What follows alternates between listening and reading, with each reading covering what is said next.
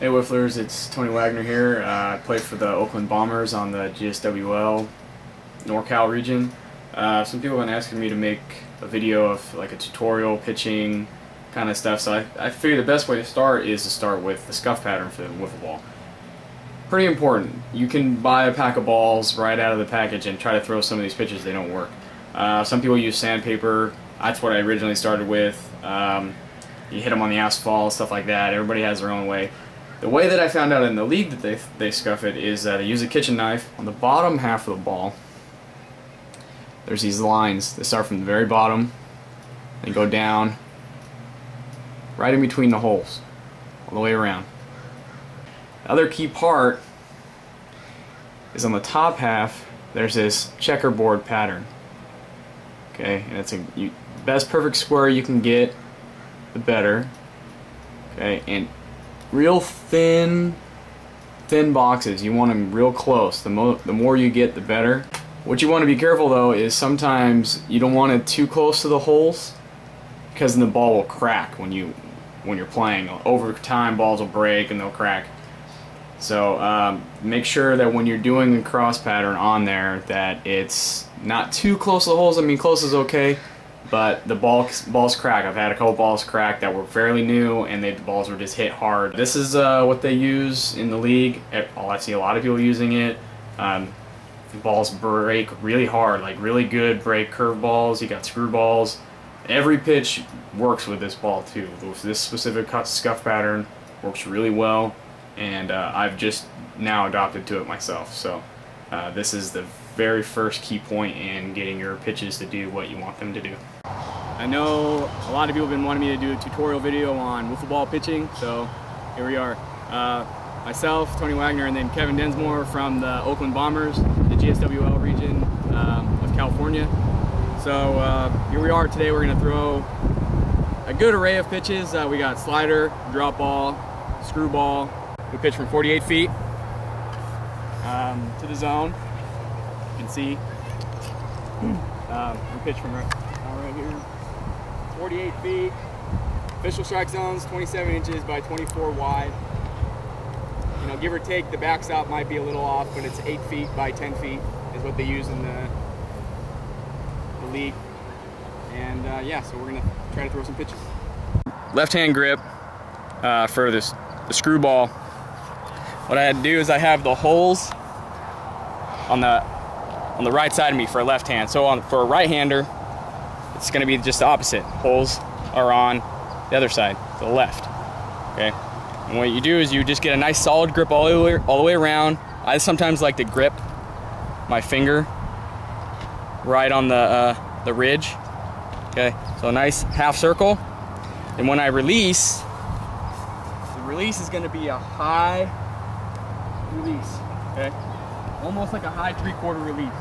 When I come through, I'm coming across my body and letting the ball spin. It's all about the rotation. The more rotation, the more the wind's going to pick up the ball.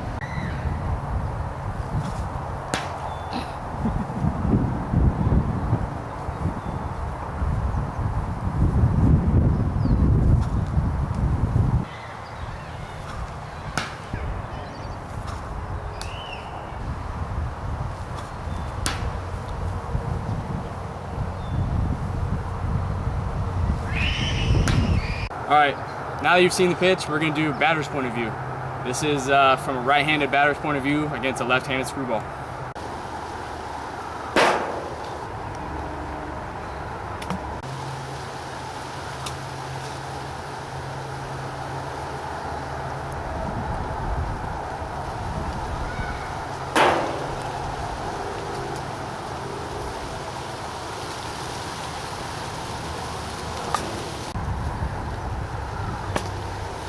Now we're going to go to the slider.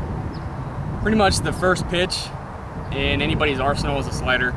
It's very simple. It's just like the screwball, it's just opposite, it's backwards. Fingers are going to be right on the outside of the ball, okay?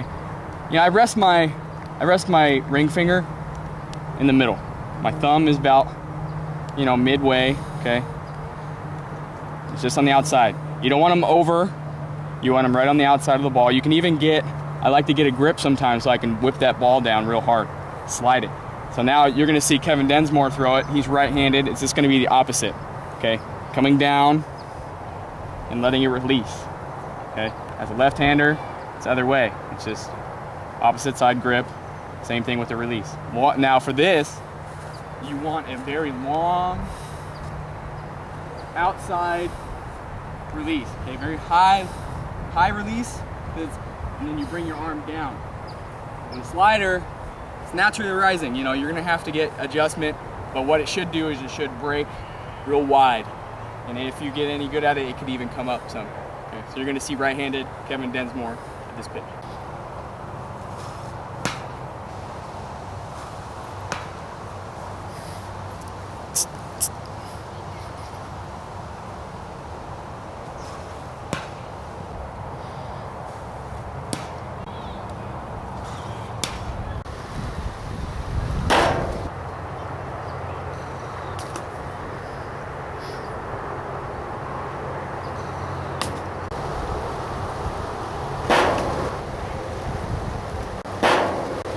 Now we have the drop ball. This is probably one of the best pitches that you can learn in competitive play. A lot of the aces use them. Sean Steffi, or AKA Wiffle Boy, everybody knows him. He's from PA. He plays for the PA Venom. He's got one of the nastiest drop balls in the game. There are some guys in our league, Martello of the Diablos, Silvio Serrano, he's got a nasty drop ball. Runner as well.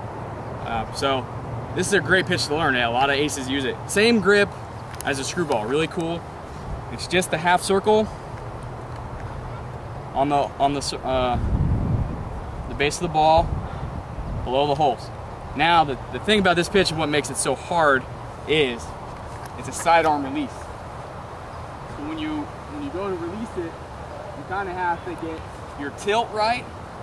You got to get your whip right, and you know the ball is going to come up and then come down. So you also have to aim correctly on the zone, the strike zone. The tip that I got recently is, you know, if your ball is dropping 10 feet in front of the mount or in front of the plate and stuff, aim at the top of the net.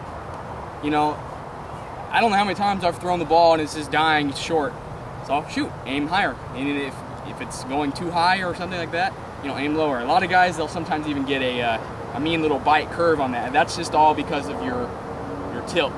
Okay, so adjust your tilt, adjust your angle, and your whip. Make sure that you're getting the ball spinning.